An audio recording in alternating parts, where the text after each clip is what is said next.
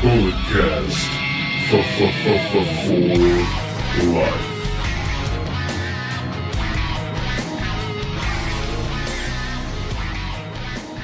Hello, ladies and gentlemen, and welcome to the Bulletcast. We are the #1 sports recreational podcast that is simply just too sweet. I'm your host, the Podfather, the Messiah of the microphone, and I am the greatest sports and recreational podcaster in the world today. And I am the Bulletcast champion 5 times, never felt so good, baby. And on the line, he is the creator of the award-winning Under the Radar, creator of curveballs and chair shots, first ever Bulletcast champion. He's a 5-time Bulletcast champion. He's looking to take it away from me this Saturday at NXT Takeover 25. Ladies and gentlemen, the Canadian Destroyer, Brandon. How's it going, man? It's going good. I think I've fully recovered from Las Vegas. My throat doesn't hurt anymore from screaming at Double or Nothing. I just have a question. I haven't looked over the stats for Double or Nothing. When you won, how many matches did you beat me by? I beat you by 1. Well, my thinking is, did you count the Adam Page winning the Battle Royal as one for me? Because I do remember that when I did the predictions, I specifically said whatever match Hangman Page is in, he is going to win. So I am filing a protest that I should still be the Bulletcast champion, because I did predict that Hangman Page was going to win whatever match he was in, and he did win the match that he was in. So I'm just saying. I really don't even look, man. That was so long ago. It's okay. I'm gonna right the wrong this weekend, and it's gonna just be like Charlotte winning at Money in the Bank. It never happened. Wow. It's okay, man. You know, you had me on a couple of them. You know, you didn't pick you picked the Lucha Bros, not the Young Bucks, right? That would be correct. Yeah, so I got you, and then I picked Jericho and you picked Omega, so those were the really deciding factors. And of course, usually when I go against my gut and I just pick, I honestly thought Jericho was going to win, but I try to be different and just go opposite of you for the main event. And of course, that's what that bit me in the backside. Yeah, you picked that schmuck Omega. I don't know why you would do that, you know. But let's just talk about our StarRcast trip, man. You know, it was a really great experience, man. With Thursday, I did Thursday through Sunday. How many days did you do? I did Thursday through Saturday, but okay. Honestly, I didn't do a whole lot of StarRcast events. I didn't do a lot of the shows. The only thing I really caught was the tail end of the Sting talk with Tony Schiavone. So mostly, I just was there to meet wrestlers and look around the shops. Yeah. So that was really cool for me. You know, I got to meet the Young Bucks. Those are super really nice guys. I really appreciated those boys. Nick Jackson was like, "Thanks for coming out and hanging out with us." I'm like, "Nah, guys, thank you for this. All this is awesome." Matt was like, "Are you ready for Saturday?" I'm like, "Hell yeah, man! I'm ready for the Revolution. Go kick some ass." So that was really cool. How was your experience with the Young Bucks? It was actually really good. It might have been the best experience I had with one of the wrestlers, because I was wearing my throwback Young Bucks / Milwaukee Bucks knockoff shirt, and I completely forgot that the Milwaukee Bucks were still playing in the NBA playoffs. So I had a lot of people complimenting me on my shirt, but it had nothing to do with pro wrestling. And the Young Bucks saw that, and I told them about my story. But everyone high-fived me about the Milwaukee Bucks, and they told me that you know, I'm a real one, because that's an old school shirt. It was their first ever cease and assist that they ever got was from the NBA with that shirt. Yeah, the Young Bucks played. I mean, not the Young Bucks. The Milwaukee Bucks. They played Saturday, right? They played Thursday and Saturday, and it was really cool because I was sitting down after meeting the Young Bucks, and we got a little something to eat, and I was looking up at the bar TV, and I was able to actually see live. I was able to hear the plug, but I saw the little banner of Jericho and Omega on the lower thirds while Kawhi Leonard was making a free throw. Yeah, I remember. I think they lost Saturday, and a dude in my section was like, "Milwaukee lost," and I was like, "Only one set of Bucks could win tonight, man." So, yeah, that was cool. But yeah, I mean, I probably have to go back through the photos and just, because I forgot all the StarRcast. I met the Brock Lesnar guy after Double or Nothing. That was cool. He was a nice guy. I actually saw him, I think it was Friday. I was waiting in line, and I saw the Brock Lesnar guy out of gimmick. He wasn't wearing the shirt. He was wearing like an NWO shirt or something, and I almost lost my mind. Yeah. I met Arn Anderson. He was super nice. He was a really nice guy. How was Good your for Arn apparently dropping some bombs, even though he had an NDA, so he couldn't drop nuclear bombs. But he was going in on some people. yeah? He's. I heard him while he was talking to somebody while I was waiting in line. He was like, "I'd love to manage the revival someday somewhere." So we'll see. We will see. How was Scarlett Bordeaux? How was she for you? For me, it was nothing special. I go up, I say hi, I have a ticket. She puts down my name. I pick what photo I want. I take a picture. It was nothing special, but it was Same, still life changing. same for me. I told her I enjoyed the Glenn Gilberti Disco Inferno match. She was like, "Oh, thank you, really appreciate it. It was a lot of fun. That was cool." I didn't really know how to, because I wanted to say like, oh, you're kind of the only reason I really watch Impact, and they're actually getting pretty good. But now that she's like requested her release, I didn't know if that was gonna be awkward. And she was like, "Oh yeah, I'm not gonna be there Yeah. anymore." Okay, thanks, bye. I got to meet Ron Funches, comedian, after his Get High and Watch Wrestling. That was pretty cool. The nicest person I think I met, and I didn't even pay for him. I didn't. My boy Dominic really wanted to meet him. It was Shane Helms, the Hurricane. He was probably the nicest guy I met. Me and Dominic were each wearing our Wolfpack shirts because we met the NWO earlier in the day, and he was talking to us just about how he thought that X-Pac stole that from NC State. He's from NC State, so he it was a good little couple minute conversation because he was one of those guys who didn't really have a line, so he was just BSing with us, and it was fun to see. It was fun to do. Yeah, I chatted up with Hurricane real quick too. He was a super nice guy. Met Mark Henry. I think one of the coolest pictures I got was Scott Hall and I on the ladder. That was awesome. Scott Hall's super nice guy. Scott Hall's like that cool uncle that you got. That's Uncle Scott, man. He was really chill. After the Get High and Watch Wrestling, he walked past me and a couple guys I met. Shout out Rico and Ashley from Cleveland, Ohio. Really super chill guys I met. He was like, "What's going on, fellas?" Give us a couple two sweets. That was nice. JR and the King, they were cool. Goldust, he was a super chill guy. I met the Beautiful People, Velvet Sky and Angelina Love. They were super nice. I was chatting it up with them about them really kickstarting that woman's revolution back in the day in TNA. I'm trying to. Yeah, nobody was really like mean to me. Like there are some people like JR and especially JR and Dean Malenko, you can see like, oh, they might be a little prickly and they don't really want to be there. But nobody, was an a-hole to me, which Yeah. I appreciate. Dean Malenko, shout out to him. He apparently does not like Deborah, and he told me so while signing my encyclopedia. He doesn't like Deborah. He does not like Deborah. He scribbled out her. He was gonna scribble out her face because right next to Dean Malenko is Deborah, and I was like, oh, if you want to do it, go right ahead because I'm probably never gonna meet her in my life. And he was like, lucky you. I was like, okay. Tell me how you really feel, Dean. I should have. I was gonna bring the encyclopedia, but I was like, nah, it's kind of heavy because I got the 2016 one. I was like, nah, I'll be alright. I think the coolest thing I did do was the Smoke and Mirrors cigar meet and greet the day after Double or Nothing Sunday. I got to meet Frankie Kazarian, Aaron Goldbranson, the guy who runs the business with them, and then Cody Rhodes, which I'm a Cody guy. Anybody listens to this show, I'm a Cody guy. So that was really cool. You got a lot of stuff with it. You got a separate autograph of just Kazarian and Rhodes. Then you got Rhodes, Kazarian, and Aaron. You got a cigar. Got to take a picture with them. After I took the picture with Cody, I was like, "Hey man, thank you for this revolution. Everything you guys are doing is awesome." He was like, "Oh, we're not done yet, man." He actually remembered me from APW, so that was cool.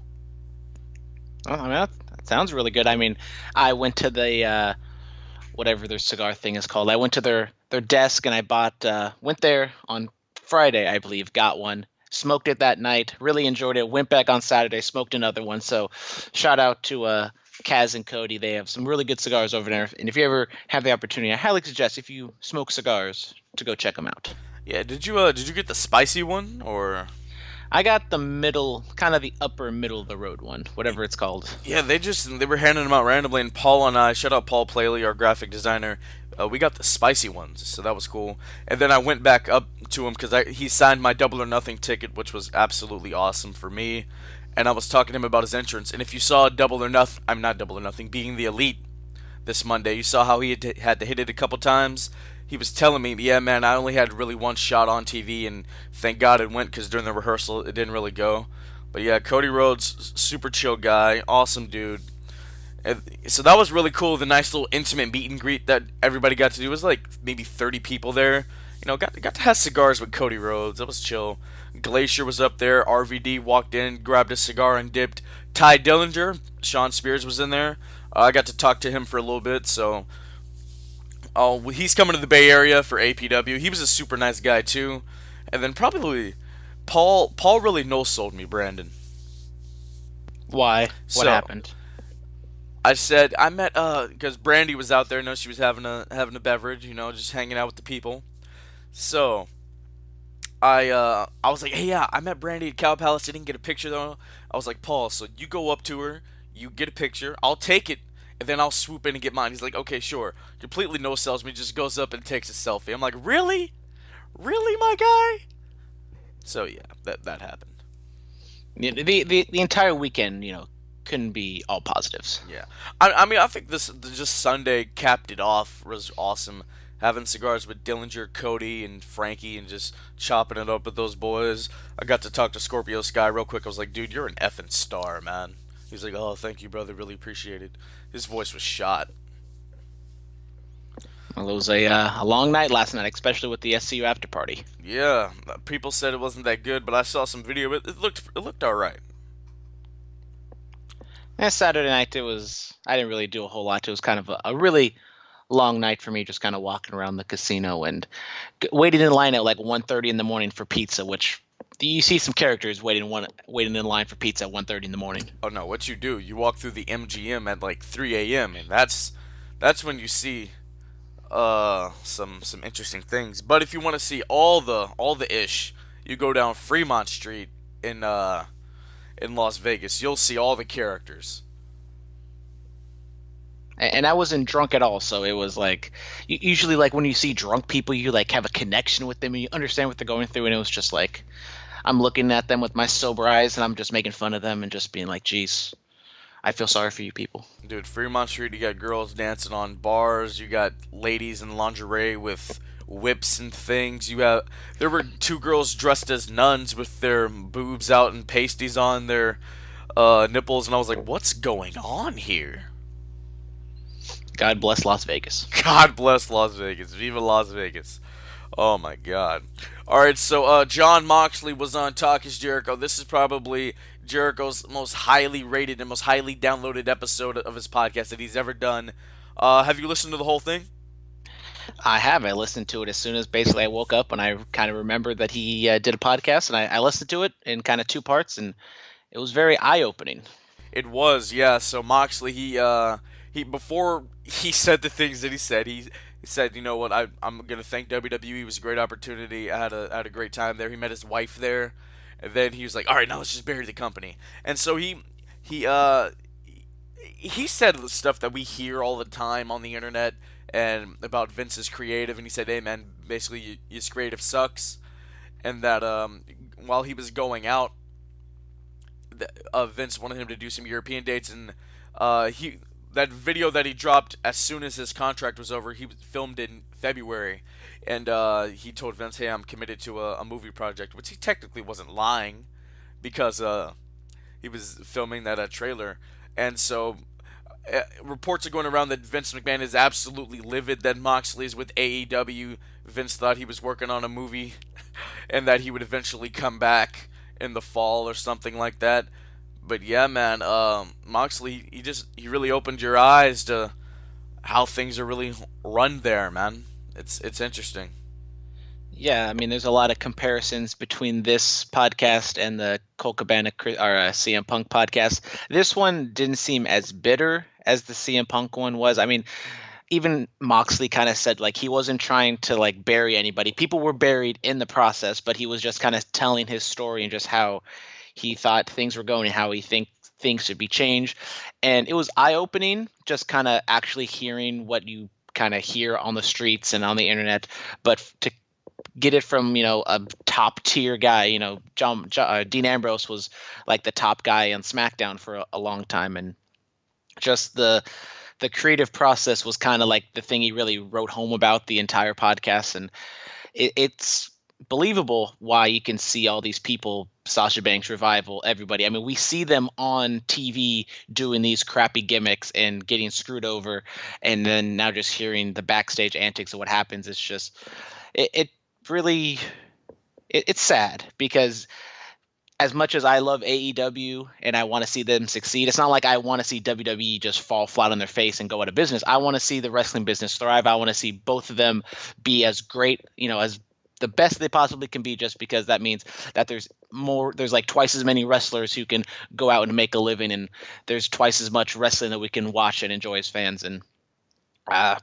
this Jon Moxley interview, maybe it's going to open up some eyes and it's going to maybe kind of make people reevaluate, but who knows what this is going to be. This is maybe one of the best weeks, I think, for myself being a wrestling fan in a long time, maybe 4 or 5 years, because there's just a lot of hope and a lot of just feelings going on that something is changing in the business. Yeah, man. I mean, Double or Nothing. I said it on the instant analysis. Go listen to it in the Bulletcast archive. The single greatest wrestling show I've ever been to in my life. That was the greatest weekend of my life. I mean, everything, it was awesome. Things just clicked, man. It was super, super chill. But yeah, Moxley, he talked about the storyline of him turning on Seth and Roman, and he said there was at one point a line that Vince really wanted him to say that Moxley absolutely would not say, because that apparently it was that heinous and disgusting that no human being should say that about their friend who's battling leukemia. And I'm like, wow, Vince is still pretty ruthless at 73, 74 years old. I mean, yeah, a lot of people are gonna harp on the creative process and what Moxley was talking about, how he didn't want to do all these crappy gimmicks. But I think one of the bigger lines in there is what you're talking about, is how he was going to say something about Roman, even though he said other things about Roman. And I remember about like us saying, geez, he said, Roman's got what he deserves. And we thought that was really bad. But then people came out and said, oh no, everyone's okay with it. It's fine. If as long as the people involved are okay with it, means that we should be okay with it. But now we come out and learn, and maybe that means other things, like with Charlotte and Reed, some stuff that was said there, maybe they weren't okay with it, just they get kind of pressured into saying it. And I mean, another thing that made this so interesting is it's not just, I don't know, the honky talk man talking about stuff 30 years ago. Jon Moxley is talking about things that happened 8 months ago, and I can vividly remember how I felt when he was doing that stupid scene in the doctor's office getting tetanus shots or whatever. And that's kind of the moment where he thought, and he was made up in his mind that he was leaving. He almost walked out that day because everything he was doing was so dumb. Yeah, he said in the interview that he, like, June or July of 2018, he was thinking about leaving, and how it got to him just counting down the days or whatever. And then at Royal Rumble he gave his notice, like, hey, my contract's up, I'm gonna be gone. And then Vince said, we're not gonna bury you out on the way, and all that other stuff. And how they gave him that big send off because they thought he would eventually come back, like in a couple months or a year or whatever.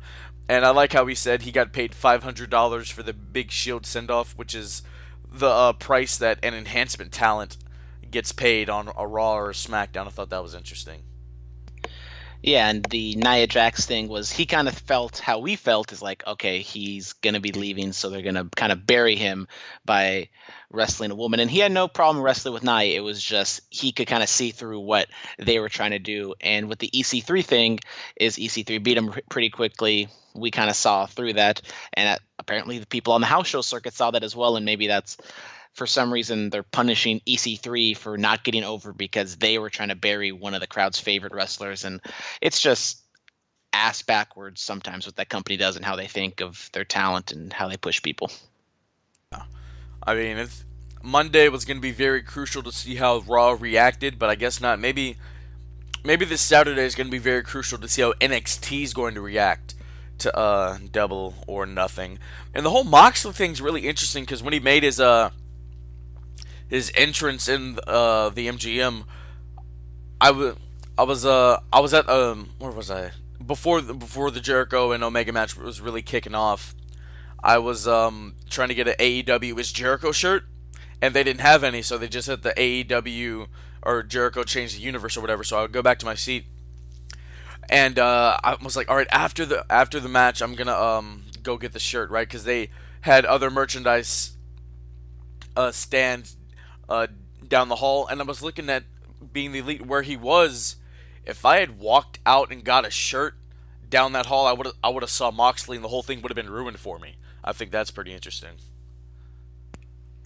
Yeah, the merchandise. I think the where you were going, there wasn't a whole lot of new merchandise. I think the one merchandise stand right by the entrance is where they had basically every single shirt you can imagine. But I did like the entrance of John Moxley just because he didn't come through the ramp. It was kind of a thing where not everybody was able to see him at one time, so it was just kind of a crazy feeling, just kind of seeing the entire arena just kind of spread and get louder and louder and louder, and then as soon as he jumped the barricade and goes to the ring, everyone just absolutely goes mental. Yeah, so I was thinking about that, and I was like, this people say he had like an Austin moment. I'm like, no, he had a Scott Hall moment. Why? Scott Hall, as soon as his contract's up with WWF, he goes to Nitro on Memorial Day. Moxley, Memorial Day weekend, and then the first thing Hall did with WCW was Bash at the Beach '96 Daytona, where it's Moxley's first AEW thing going to be in Daytona. So it all just lays out. Wrestling's weird like that, man. It's maybe easier to make comparisons to that because the dates kind of line up, but I think another one is kind of Lex Luger showing up on that first episode of Nitro, kind of that first shot, that first jump to, from WWF to WCW. I think John Moxley, that's kind of another comparison point that you can have for this whole war. You could say that might be going on, and possibly further on down the line, John Moxley might have been the first, but maybe he's not the biggest. Maybe we get somebody else who jumps ship. I don't know. I don't think you can get much bigger than John Moxley, because honestly, I think when pushed correctly, I've said this on this podcast many times, I think Dean Ambrose could have been, a top guy in the company, either heel or babyface, and I think because AEW is going to be really good in the ring, but I think where they lack and where some things could be much better is on promos. And John Moxley, as we've seen in just a matter of like 24 hours, he's probably the best promo in the business right now. Yeah, I mean, AEW, they have great talent. I mean, Jericho, he's been in this game for a very long time. He understands storytelling. Cody, he really likes to play on emotions, as we saw in his match with his brother. So, I mean, I think where they go with the creative storytelling process, because I found out that's what the executive vice presidents are really there for. They're not there to book the show. That's what Tony Khan's for. But Cody, the Bucks, and Kenny, they're there for the creative process. So that's going to be interesting to see moving forward with AEW. Yeah, I'm excited. I mean, Fighter Fest or whatever went on sale yesterday. Ticket sales look good. They haven't exactly sold out everything, but there's big matches announced. I mean, that John Moxley versus whatchamacallit. Oh my God, I'm completely blanking on his name. What's his name? The hardcore guy with Penelope Ford. Joey Janela. There we go. No help from Phillip. I got it all on my own. John Moxley versus mic Joey was muted. Janela is going to be absolutely insane. Dude, my mic was muted. I kept saying it. I didn't realize it was muted. Anyways, I saw him Wow. at in the room for when I was meeting JR and the King, right next to Kenta Kobashi, and it was fun. Kenta Kobashi literally walked like right in front of me. It was amazing. I almost fainted. Yeah, he hit that GHC title. I was like, oh. Yeah, Joey Janela, not that big of a guy. A lot of those guys aren't that big. Like Adam Page, I'm like, he's really not that big. You know who's a big boy? Billy Gunn. He walked past me. That is a massive man. I was very shocked that the Young Bucks, especially Matt Jackson, I know Matt is the shorter out of the two. He's maybe an inch taller than me, which was pretty crazy to see. Yeah, and Brandon, just start training, brother. Just start going for it. I think I'm a little old now. I'm about to be 25. I can't be just jumping. I mean, I could be like DDP. I get in there when I'm like in my early 30s. I peak when I'm in my 40s, and then I run a yoga empire in my 60s. Yeah, man, hit that at 35. That's the cutoff. So you got like 10 years. Okay. Yeah. All right. So Rachel Ellering was hit by a drunk driver. She's okay. Luckily, it was her driver's side door. No passengers were in her car. But yeah, she put out a message on social media saying, "Don't drink and drive. This can happen. All that other stuff." So I'm glad she's okay, and don't drink and drive, people. That's not cool. Get an Uber, get a Lyft, get a rideshare, cab, whatever. No, think about yourselves and think about others that you could potentially hurt, guys. Come on. Yeah, don't drink and drive. Happy that Rachel Ellering is okay. Yes. All right, and the Tom McGee match was apparently stolen. So, I got to see Tom McGee at Starrcast. He walked past me. Just it was crazy seeing the guy who's a part of the last true folklore in pro wrestling. That was interesting. So, Bret Hart's manager, a guy who runs a wrestling promotion in Newark, California, was on. He put out, there was a video of him put out on social media, and he said, "Hey guys, you're thanking this person for releasing this footage, but it was stolen. The tapes were supposed to be returned to Brett at the WrestleCon or WrestleCade, whatever that's called, up in New York, or whenever they have WrestleMania weekend, and then it wasn't. And then, so he was like, yeah, you shouldn't be thanking her or whatever. But then again, if the tapes were, because Bret Hart, he was in the Tom McGee thing on the network. He never said anything about tapes being stolen, because Bret Hart keeps it like it is. He says his truth. He'll put something on social media if he feels that strongly about it. And she was letting people take pictures with the tape at Starrcast. So I don't see how that's possible if the tapes were stolen. I don't know. I mean, Bret Hart has his good days and Bret Hart has his bad days. I don't know too much about every little detail of if the tape is stolen, the physical tape, because I think obviously the story is that she was like an assistant or whatever, and she was told to move the tapes onto DVDs, and she gives the DVDs back to the Harts, but then she was able to keep the tapes. I still don't understand. I mean, I can see why they wouldn't want the tapes, just because, that's a lot of extra space to clutter around. But for preserving history, you would always kind of want like the original media. And yes, VHSs take up a lot of space, and maybe it's not the best way to watch something. Who exactly knows? I wasn't there, so I'm not going to get too hot about it. Yeah, it's whatever. But given what I know about that guy, I wouldn't believe him. All right, let's go to Inside of the Ring. Jon Moxley is supposed to wrestle Juice Robinson for the IWGP United States title next week. I'm very excited for this. Another little vignette that we saw for Jon Moxley. He is coming to murder Juice Robinson, and I am all for it. At the finals of the Best of the Super Juniors on June 5th. It's going to be amazing. And then just a couple days later, we're going to get the Painmaker versus the Rainmaker at Dominion. Next week's going to be a really good week for New Japan Pro Wrestling. Yes, it is. Brandon, keep talking. I'm chewing. Okay, I'm sorry. I didn't realize that you were eating because I can't see you physically. So I'm just going to go on and talk about... I don't really know. I mean, Jon Moxley going to New Japan. We have Jon Moxley as well as Chris Jericho going to New Japan. Doesn't mean that there's going to be a full-fledged AEW New Japan relationship. But that could open up the doors, and maybe later on down the line there is one, I think, eventually if AEW or if New Japan is smart, because I think AEW wants to work with New Japan. New Japan should just cut ties with ROH, because ROH is kind of on the downswing right now, and AEW is, I think, getting hotter than New Japan honestly thought they were going to get. Oh, yes. And so who knows what that means going forward now that two of AEW's top people have contracts with New Japan. All right, so which one of these titles does Jericho actually win, the IWGP or the AEW? I think he is more... Honestly, I think he's more likely to win the AEW title just because he is the big name. You go into the show, whatever it's called, and he is kind of your face of the company, your heel.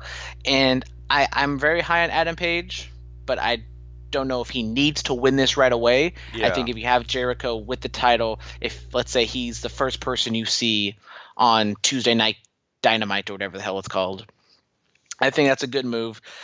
Jericho, I don't know exactly what he's going to be doing in New Japan. He's just going to kind of do fantasy camp where he wrestles Okada, he wrestles Juice Robinson, he wrestles Evil, he wrestles, all the people he wants to wrestle, but he never really wins anything and does have a substantial run. So I don't know. What do you think, Philip?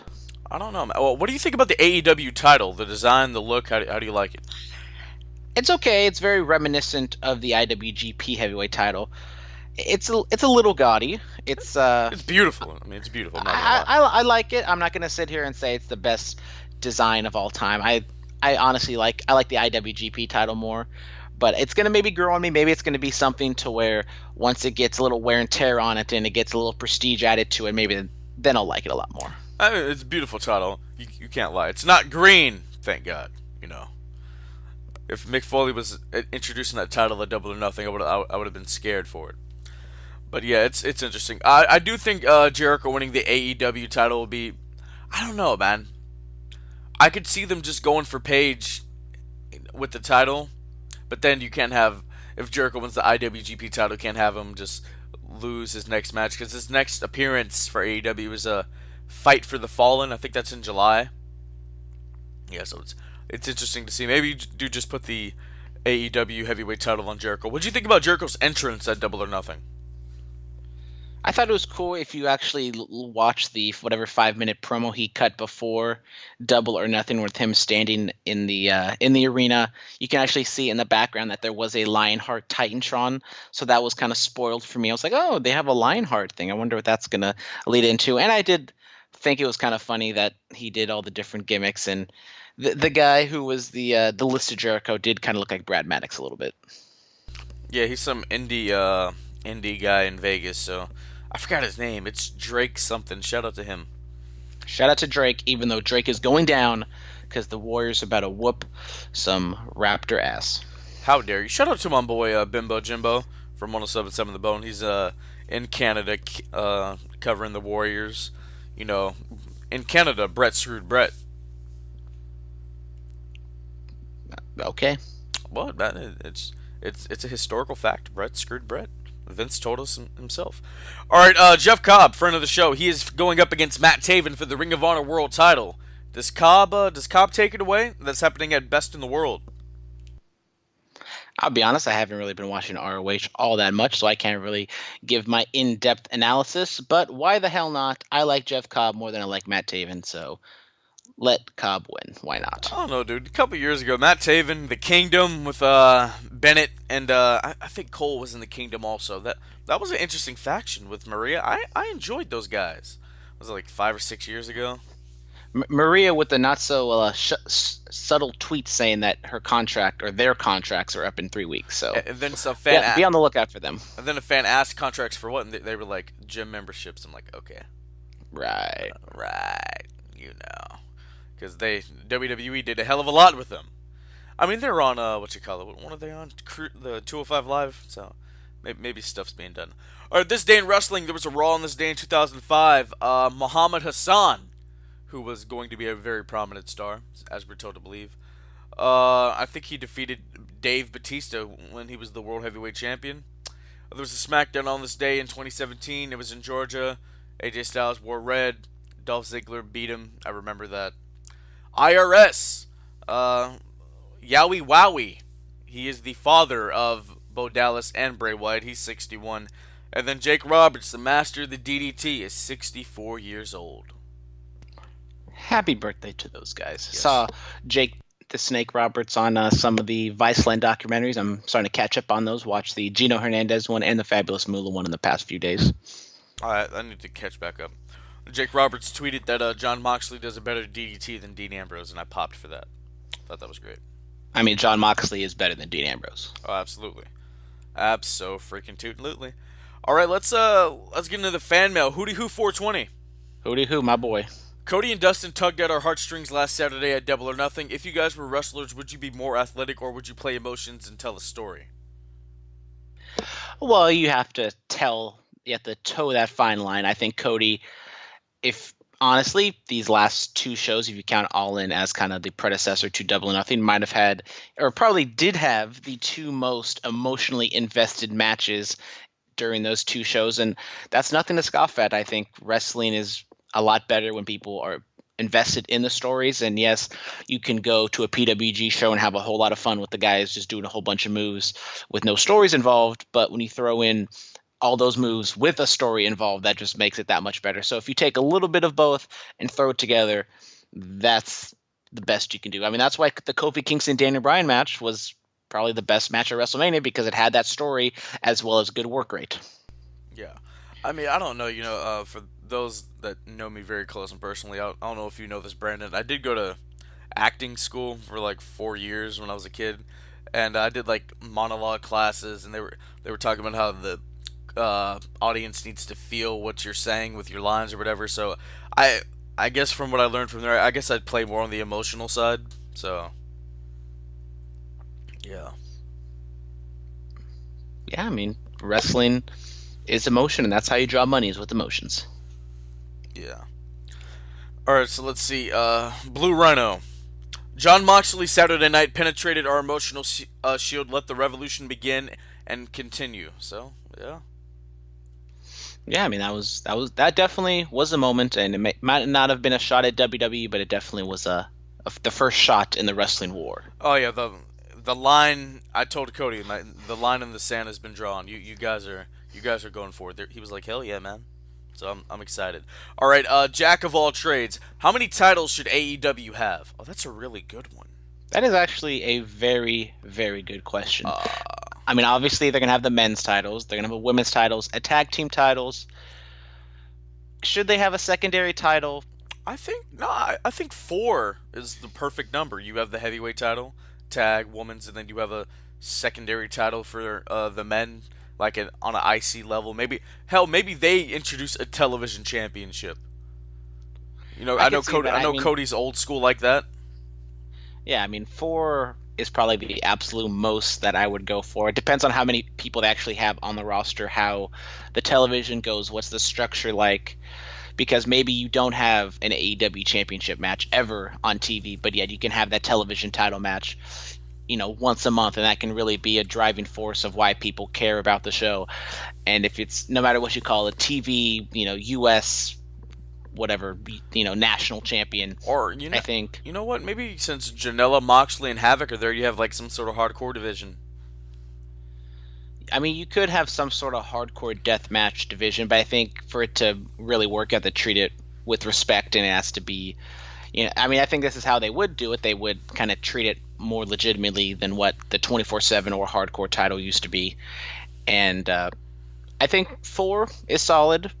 No more than that. I think we see this on WWE. The more titles you have, the less meaningful they are. Absolutely, man. All right. Did we have any more? I think that Copenhagen guy hit up the Twitter. I think Copenhagen slid into the DMs again a couple days ago. Yeah, let's look at that.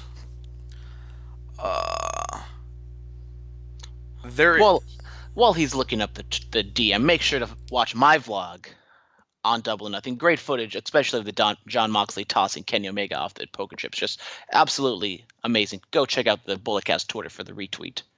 Yes. All right. Copenhagen Smith. There was some really nice ink out there. You boys got any tattoos? I have one tattoo. It is the Portuguese crest that they wear on their chest during the football matches. It is on my arm. I hopefully am going to be able to get some more. Wanted to get something in Vegas. That ain't gonna happen. That didn't happen. But eventually there will be some more ink on this lovely, lovely body. Oh yeah. I saw some dude in line. He got his arm autographed by I think it was Cody. Yeah, when Cody and Brandy did their meet and greet while the Bucks were doing theirs, dude got his arm autographed and then he went over and got it tattooed. I'm like, oh, all right, okay, you do Whatever you. floats your boat. Yeah, you do you. You do you. All right, let's talk about Monday Night Raw. So, uh, Kofi Kingston and Seth Rollins, they are out in the ring cutting promo. They're waiting for Lesnar to make a decision. And the Brock party is in full effect. Honestly, this is the most entertaining thing Brock Lesnar has done in a very, very long time. Last week he held the Money in the Bank up to his ear like a boombox. I did not think they would actually turn it and pimp it out into a boombox. Like, he was dancing, he was gyrating. What are your thoughts on Brock Lesnar doing all this? It's entertaining. I will give you that. It is, and it's amusing to see Brock Lesnar show so much emotion and dance and get his little white boy groove on. But it's just not the way I would book Brock Lesnar, and it's just something to where you have so many lower card acts being stupid and being silly to where you shouldn't have your top main event monster doing something like that. Okay, so I think I know why he was doing that. So, um, Paul Heyman was rocking out to the music. That was funny too.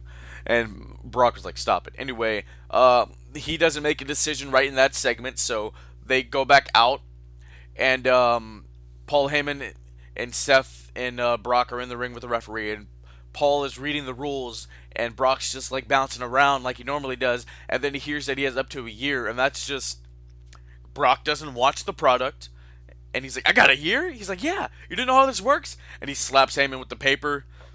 So I think he was dancing around like that because he thought he had an unlimited amount of time to cash in.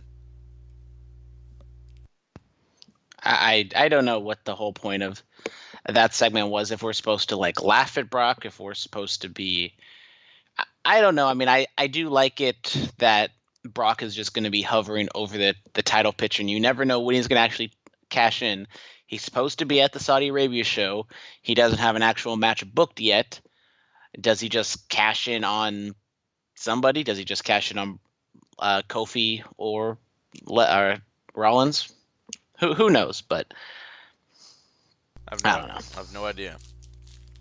So that was that from Monday Night Raw. And then we have Dolph Ziggler. He attacks the New Day, attacks Kofi Kingston, zigzag on the ramp, and then just fights in the crowd with Xavier Woods. He's about to do to Xavier what he did to Kofi on SmackDown with his head in the chair. Kofi comes out there and stops him. Then Ziggler just comes out, sadistic. He had blood kind of on his face, and he's just cutting a promo, talking about how it should have been him, which is the name of our episode. It should have been Ziggler. I actually really enjoyed this opening segment. I wish it was on SmackDown. I wish the wild card rule was not in effect. But I mean, as a segment itself, I really enjoyed it. I thought it was good. A lot of intensity from Ziggler. I know it was accidental blood, but the blood did add a little bit to the intensity and the angle. I'd liked Ziggler's promo this week more than I liked his promo last week. And yeah, I'm not going to sit here and say I'm excited for the match, but I like the build and the way the direction they're going right now. Oh. All right, so Shane McMahon defeated Lance Anoa'i, brother of Jacob Fatu, APW Universal Champion, one of Roman's cousins. And yeah, McIntyre was just messing him up, so McMahon could get an easy win. Then Roman comes out there, Superman Punch, saves his cousin. It would have been nice if Roman would have came out, 5 minutes earlier when Drew McIntyre was laying the smackdown on Lance, but he decided to mosey on out there after the fact. And I mean, Roman apparently he's not looking out for his family like he says he does. Hey, we don't know where he was in the arena. It could have took him a while to get out there. Those arenas are pretty big. Maybe there wasn't a golf cart available to drive him around the arena. Who knows? I hear those are only available for WrestleManias. But it's the big dog. The big dog gets what he wants. And if he wants a golf cart, the big dog gets a golf cart. Touche. Alright, so yeah. And then R-Truth retains the 24/7 championship. Another thing, going back to the Shane McMahon thing, do you think it was a coincidence or a shot that Shane McMahon did a spinning back elbow to Lance and Lance barely sold it? Oh, go into the Judas effect? Mm-hmm. I know McMahon's done it before, but it's not like that's the McMahoninator that he always does in every single match. So a regular it's not move in the arsenal, yeah. I think it was a shot. They were subtle shots. And then shout out to Lance Anoa'i for just potatoing Shane in the face with like a drop kick. It was amazing. Yeah, that was cool. He came to APW and I missed it. I wanted to see him. Maybe he'll come back.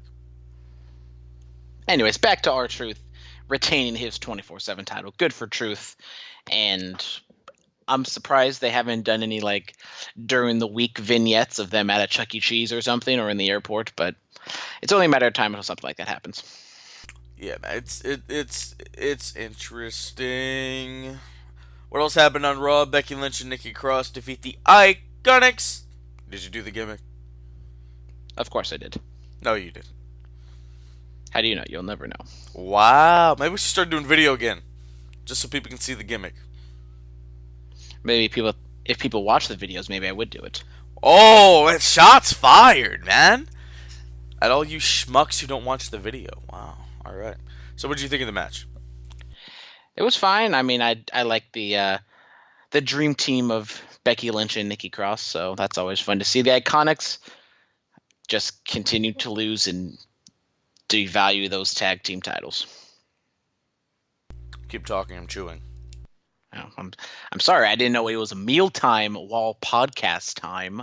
But anyways, Becky Lynch and Nikki Cross just kind of spinning their wheels right now because they aren't building up a match for the Super Showdown show in Saudi Arabia. Because you know why? Because women aren't allowed to wrestle in Saudi Arabia, so they're just doing these meaningless tag team matches while Becky Lynch and Nikki Cross get a win against the Iconics, and the Iconics continue to lose.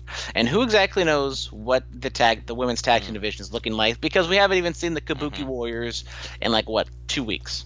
Mm-hmm. Yes. Oh, maybe they'll come join the Japanese women's movement in AEW. Possibly, and Paige will be the manager, and she'll just do everything because she's Paige. I realized the smallest woman in that match was the 9-year-old girl that Kenny Omega wrestled in. Was it DDT?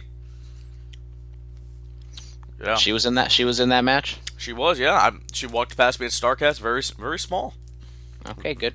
Good for her. She's going places. She's going places. Yes. I'm sorry, but I was enjoying some delicious nutrition while I do this illustrious podcast. All right. So after that, Cesaro defeats Ricochet. Good match. Cesaro's music is terrible. Ricochet is amazing. Come join the revolution, Ricochet. I would like to make a correction that Ricochet beats Cesaro, which continues 50-50 booking on Raw. Ricochet beats Cesaro. Yes, Ricochet did beat Cesaro because I watched the product. Damn it, because he sure? did that. He beat him with the Hurricane Rana. Oh, he did. He did. I had it backwards. I think that should just make me the Bulletcast champion for that. I don't know what I mean. The title doesn't have to be defended on Saturday. I could skip that and just go into SummerSlam. You didn't realize that. Or then we can just do Super Showdown and then Stomping Grounds. Whoa. We're not those kind of people. Everything. We are not those kind of people here. We don't acknowledge Super Showdown. I mean, I'll watch it. We're not going to cover it. I'll probably not watch it and then not cover it. Wow. How dare you. Randy Orton versus Triple H. Unless if something happens with all those old men wrestling. Randy Orton, Triple H, last time ever. Undertaker, Goldberg, first time ever. Yeah, that's happening. A Walker on a pole match. Okay. All right, Vince Russo. Bro. Let's calm it down. Rey Mysterio is to relinquish the United States title. Shout out Dominic. He was walking around StarCast. Shout out to Dominic. And sad news that Rey Mysterio has to relinquish the title. I mean, it's kind of something that's been happening to Rey. He kind of gets a little bit of momentum and then he gets hurt. So sad. Sad. That's just what happens to him. And then Samoa Joe comes out and cuts a promo. What'd you think of it? It was a good, solid heel promo. He cuts off Renee Young after Renee Young was talking a little bit. And I assume Phillip is tossing to me to talk because he's probably stuffing his face right now with some food. And it was just a really good heel promo. Good thing Renee Young hasn't been buried thus far, even though she might get buried after this Jon Moxley podcast. And Renee Young did make an appearance on the Jon Moxley Chris Jericho podcast, even albeit brief. But it was just a hi Renee, how you doing? And then there you go. She moved on with her day because it did take place in the Moxley Renee Young Paquette good estate. Nice way of throwing out the names out there, buddy. I do my research. I know everyone's name. Yeah, that's how we do it. We're wrestling historians on this show. Absolutely. Of course. Absolutely. So, it's a fatal 4-way elimination match, right? Strowman, Miz, Lashley, and Corbin. Winner becomes number 1 contender for Seth Rollins' Super Showdown Universal title. Corbin pins Miz. The match is over. Corbin's number 1 contender.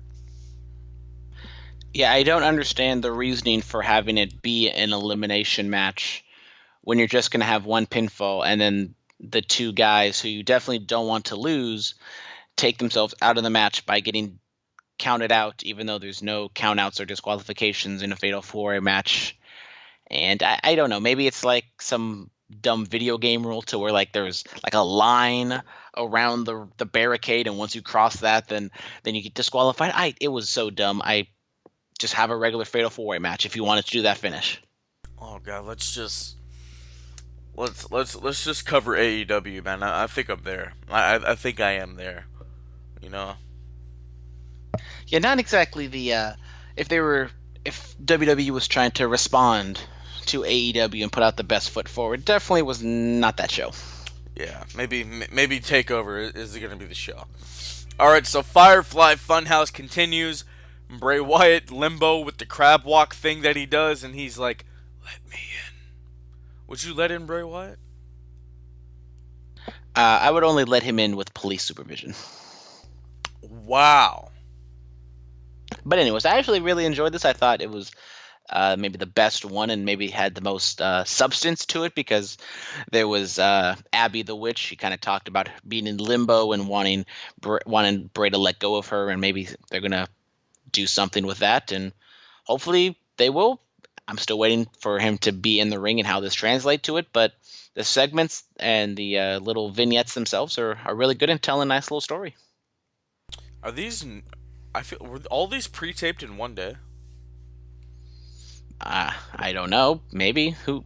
Probably not, because even Moxley said on the podcast that a 45-second promo can take 40 minutes because there's so many reshoots and so many tinkering. I don't know if Vince has his hands all over this. Maybe he does, maybe he doesn't, but who knows? Who really knows? Who really knows? So the third hour of Raw it gets more raw, and the electric chair, Corey Graves' electric chair, Sami Zayn is in the chair. He answers questions from the audience. The plants have never looked so obvious in my life. And Sami Zayn's like, "You could have asked me anything. You could have asked me about AEW." Yeah. From what I've heard, is those were legit fans asking legit questions, but if WWE wanted an AEW question, if they wanted, a hot take question, they could have found it. I think there were little, albeit scattered, AEW chants. If they wanted a fan to ask some sort of hot take question, they could have done it. And because the one reason that I kind of point to of it being real in terms of the fans is because they spent like 15 seconds. They had 15 seconds on network television having a guy walk out of his chair to the aisle. Like, that should never happen. That's prime footage, or that's, prime time money that's being wasted for some guy to walk out of his chair and into the aisleway. But anyways, I think the WWE was looking for an AEW question, and it seemed as though like it wasn't scripted. It was all just legit. But if something was going to pop up, they had bullets in the chamber. And I think Sammy just kind of went not into business for himself, but he just kind of improvised and said AEW because he knew that's what the people wanted. And that's what the people wanted. So they got what they asked for. El Generico, come join the revolution, brother. Come on.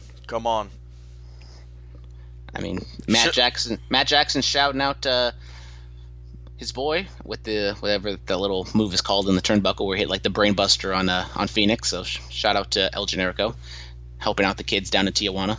Yes, still all this time. All right, and then Seth Rollins defeats Sami Zayn. Yeah, the match was fine. Just puts over Seth Rollins. Sami Zayn, kind of a comedy heel at the moment, so he just gets his ass kicked and loses matches, and that's pretty much what you would expect right now with Rollins beating Zayn. Good match, but nothing too substantive. Yep. All right, let's jump into SmackDown Live. So the 24/7 title got a lot of shine on SmackDown. R-Truth defeats Drake Maverick to retain the title. Elias defeats R-Truth to win the title. Roman Reigns and R-Truth defeat Elias and Drew McIntyre. Then R-Truth defeats Elias to regain the championship. Shout out to R-Truth. He continues on his historic 24/7 championship reign with one successful title defense against Drake Maverick. Roman Reigns, this wild card rule is, as we've said, it's the Roman Reigns rule, and they're just kind of overexposing him. And he just kind of feels as though he's like forcing emotion, and he just, I don't want to say he's not genuine, but it's doesn't seem as though he's genuine. And if you think working with R-Truth should, loosen him up a bit, it really didn't. But it is what it is. It's Roman. Big dog. Yep. What else happened on SmackDown? Kofi Kingston defeats Kevin Owens. Kevin Owens not wanting to go to Super Showdown because his boy, and he does the job in a non-title match. Good match.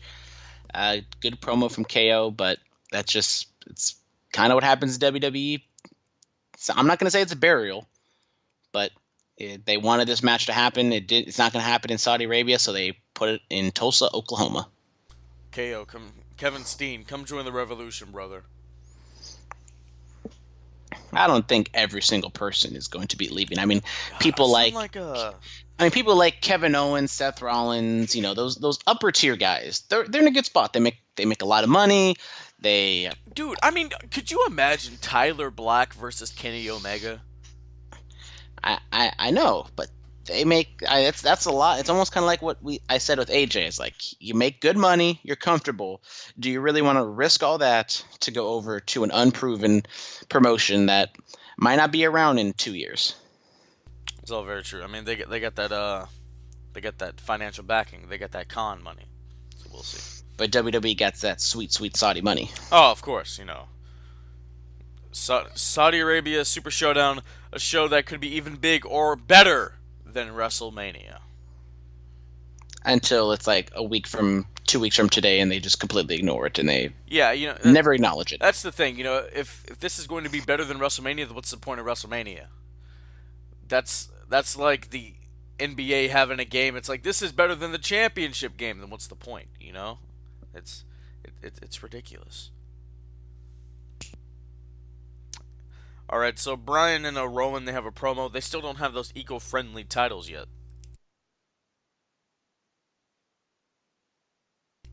Brandon? Oh, there we go. Now, sorry, I pulled a U. I wasn't eating. I was just talking. Oh, okay. And didn't put the meat on. I'm sorry. I thought it was a good localized promo from Daniel Bryan talking about fracking. Shout out fracking, creating man-made earthquakes and stuff, but just kind of spinning their wheels. And Heavy Machinery versus Bryan and Rowan is fine. I wish they had Heavy Machinery do something leading up to this feud, because they kind of teased it like a month ago, and then they just don't have Heavy Machinery on at all. But that's WWE creative for you. That is WWE creative for you. All right, next up, Mandy defeats Carmella. Shout out Mandy Rose on was it Health and Fitness Hers or something like that? Muscle and Fitness Hers, I believe. Muscle and Fitness Hers. If this was 15 years ago, this would have been a Playboy spread. But it's not, because Mandy is a fitness icon, and this hot feud between Mandy and Carmella stemming from Money in the Bank just boiled over, and Mandy gets the best of Carmella. Just fantastic work here. Nobody got hurt, and that's the most we can ask for. I mean, when you say her name, you don't just go Mandy. You got to get like Mandy. You got to kind of whisper, Mandy. Oh, that was all up in the ear. Oh my God, Brandon wants you to let him in, ladies and gentlemen. All right, so Aleister Black cuts another promo. Don't know when or whenever the hell we'll see him. Where the hell's Buddy Murphy? I don't know. Cuts one promo and then he's MIA. Bring back Murphy. Push Buddy Murphy. That guy's an F. Buddy Murphy, go join the revolution, brother. Aleister Black, he continues to cut these promos that I don't know what the hell this means. He didn't call anybody out. He called somebody out to call him out, and I don't know if he's a babyface or a heel. So if he's a babyface, maybe he takes on Jinder Mahal, or if he's a heel, he takes on Matt Hardy, just some lower card person that he can beat and build him up, and we will have to find out where he goes from here. We will. Yes, we will. All right, Bayley defeats Lacey Evans, and then Evans and Charlotte get into a kerfuffle. They just put Evans and Charlotte together, and now they're already breaking them up. When two blondes get together, there's a lot of bad blood, brother. We've learned that women just can't get along. They can't. It's historically proven. All right, and then Andrade Cien Almas and Zelina Vega, they cut a promo talking about Almas versus Balor, Super Showdown, IC title. The Demons advertised, so obviously Balor goes over. A good promo from Almas. I mean, he's definitely working on his English. It's almost kind of like Asuka, to where he says it, but it just kind of feels as though he's just saying words to say it. He's not exactly like meaning them. And I think they should just utilize Zelina Vega a lot more and have her speak, and then have Almas say a few words or say a catchphrase or something. But I mean, good for him for learning how to speak better English, and it was a decent promo for him. Yes, it was. All right, you ready for Takeover 25? Let's get it. Let's get it. So first up, we have the ultimate bro, the king of bros, Matt Riddle going up against Roddy Strong. Matt Riddle, from what I've heard or seen, he hasn't really done a whole lot on NXT, so I think Riddle needs the victory. I'm gonna give it to Matt. Yeah, I'm thinking the same way here. I mean, Riddle took the pinfall loss last week on NXT television. He lost to Dream, and I think we're going to see more of the breakup between Adam Cole and Roderick Strong. So I'm going to go with Riddle here to get the victory. A sneaky good match, possibly could be the best match of the show. So watch out for this one. Watch out for it, yes. I will be working while this is going on, so I'm gonna have to catch it as soon as I get off. Alright, so the vacant NXT Tag Team Championship, the undisputed era of Kyle O'Reilly and Bobby Fish, aka Red Dragon, versus the Street Profits, Angelo Dawkins and Montez Ford, versus the Forgotten Sons, don't know their names, versus Oni Lorcan and Danny Burch. I got the Street Profits, man. I do think the Street Profits and the Forgotten Sons are two of the top teams to get the win, just because they have been getting the most shine on them. And if you're going to go with the Street Profits, I will go with the Forgotten Sons, just because I think they've been getting to push. I'm not the biggest fan of them, but I think it's a ladder match, so they're not going to be forced to really carry this thing, and they could just kind of get a cheap victory in the end. So I will go with the Forgotten Sons, and I think we're going to see Street Profits and the Sons going forward, and maybe that being the SummerSlam match. All right. Next up, we have the North American Championship, the Velveteen Dream versus Prince Pretty Tyler Breeze. This is an opportunity I've wanted Breeze to have for the last 4 or 5 years. I was a huge fan of him during the Full Sail Takeover days in NXT. You know, I'm a Tyler Breeze fan. I'm a day one. I'm a day oneer with him. But you never bet against the Dream, and I think the Dream goes over here. Yeah, I'm going to go with the Dream as well. This is kind of a last-minute switcheroo. Dominic Dijakovic, I believe, was probably going to be the face Dream here. He got injured, so now they're kind of doing this. But I think it's a good switcheroo having Tyler Breeze come in. He hasn't been doing a whole lot in WWE, so now I'm coming down or coming across to NXT. It's a good match. It's almost kind of, as they said in the promo last week, it's kind of, the new guard versus the old guard, kind of similar gimmicks, but I do think Velveteen Dream will win it, and then probably resume that Dijakovic feud going during the summer. Oh, yes, absolutely.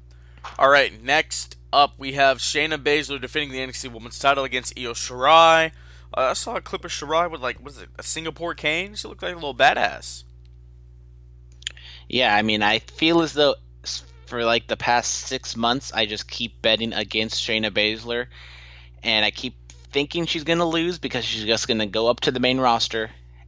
But this time, I'm going to continue my streak, and I'm going to go against Shayna Baszler. I'm going to go with Io Shirai for the victory, your new NXT Women's Champion, baby. I'm going to go with Baszler. Well, hopefully, I finally get it. I mean, as I said, it feels like as though every single takeover I say Baszler's going to lose, and she keeps winning. Eventually, I'm going to be right. Eventually you will be right. All right, next up, the NXT title. Johnny Gargano defends against Adam Cole, baby. This whole card should have been here, but no. It had to be in Connecticut, Bridgeport, Hartford, Bristol, whatever city it is in Connecticut. Jesus, man. Yeah, the Saudis just messed everything up. They had to have a show next weekend. Takeover is supposed to be next weekend in San Jose, where it basically all started. WrestleMania 31 weekend, the first real takeover outside of Florida. But It is what it is. Hopefully they make it up to us eventually. Dog, shut up. I'm trying to make a prediction here. Yeah, no, I'm going to go with Johnny Gargano to retain, and I think we're going to continue. Maybe Roddy tries to help him because Cole said he's not going to have any help from Undisputed Era, but Roddy's going to do something, and Gargano's going to win. Don't think it's going to be as good as the WrestleMania match, but it's going to be a damn good match. Yeah, I don't think Cole takes it home here, so I'll go with Gargano as well. So, let's recap our picks. Alright, Riddle. I have Riddle, you have Riddle. I have the Prophets, you have the Forgotten Sons. I have the Dream, you have the Dream. I have Baszler, you have Io Shirai. And we both have Johnny Gargano. So, it's either going to be a tie or someone's going home the victor. Yeah, I'm looking to keep it, man. I need another 100-day reign. Because, mine didn't really do it justice, It ended way too soon. I should have had 200 days. All right, Brandon, tell us about our match pick of the week. Or no, promo pick of the week. So our promo pick of the week, Jon Moxley. I know we didn't do Superstar Spotlight, but I just assumed that we're both going to pick Jon Moxley because Jon Moxley, in a matter of a few days, is the hottest wrestler in the world. And we have post his debut at AEW. He cuts a promo backstage in AEW, and he basically declares war. He says that a new era is upon us, and he just cuts a lovely Jon Moxley promo. It's what I've been wanting from Dean Ambrose. Dean Ambrose didn't really give it to us, but now we get Jon Moxley, and he has given it to us, and it is fantastic. Go check it out on his Twitter or wherever AEW stuff is found. I'll just play it right now for the people. Here we go.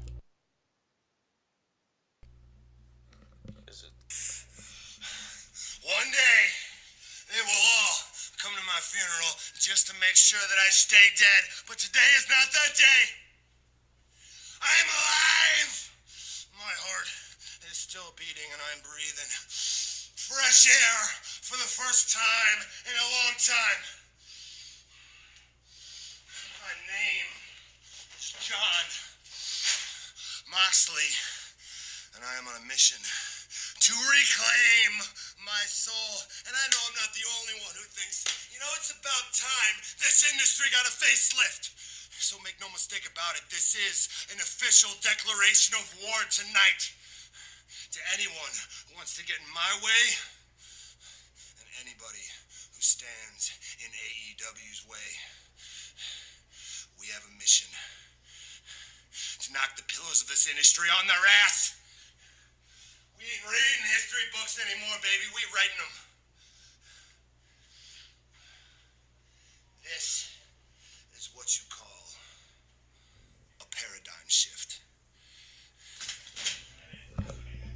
Wow, I mean that was hot fire by Jon Moxley. I mean that was amazing. Yes, what I've been asking for from Dean Ambrose for years now, and as he said, maybe he was just being held back from one man, and now that one man it doesn't control him anymore, we're gonna see a whole different side of Jon Moxley, and it's gonna be fantastic. I can't wait to see what other promos he cuts going up against Joey Janela. Obviously, that feud going into All Out with Kenny Omega, I assume that match is taking place at All Out, or if not, just whatever they do on TNT, Jon Moxley, I think, should be and will be a centerpiece attraction for AEW. Oh, yeah. I mean, if they have Omega Moxley All Out, we have to be there. Exactly. I mean, we were there for the beginning. We got to be there for the end. Exactly. So start saving up money now, Brandon.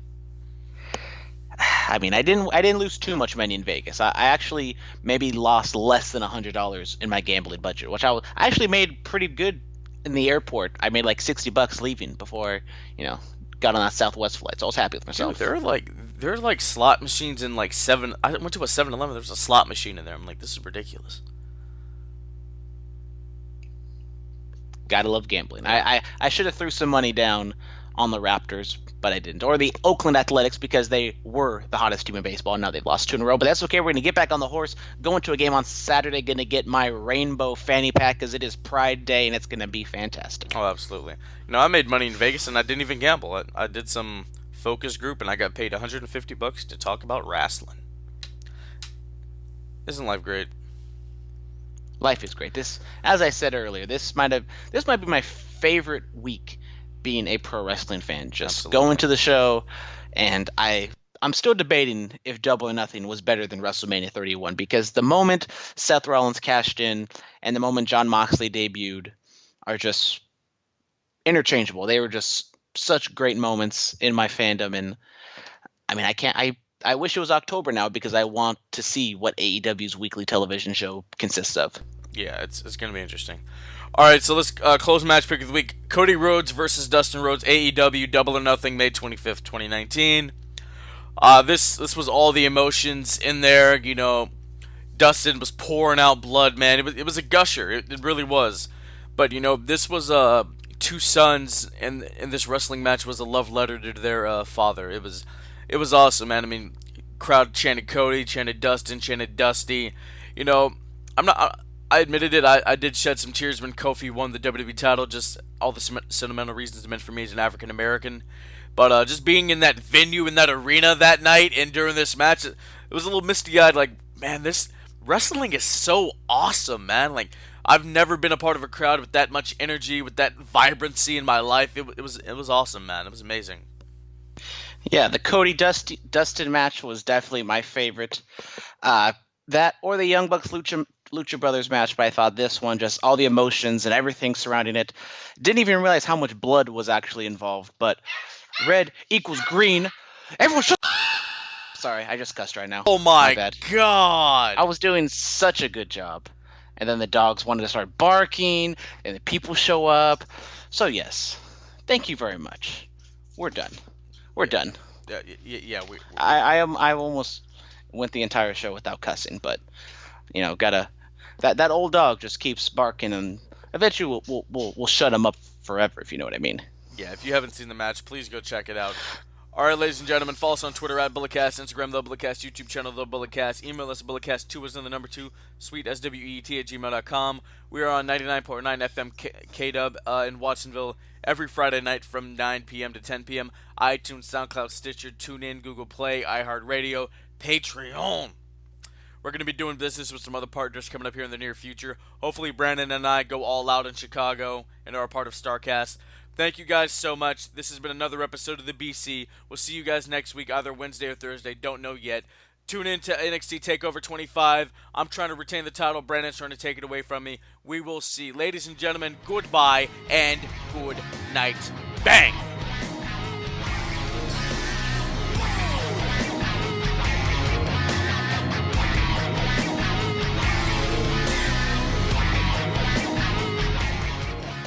This has been the BulletCast. Thank you for listening.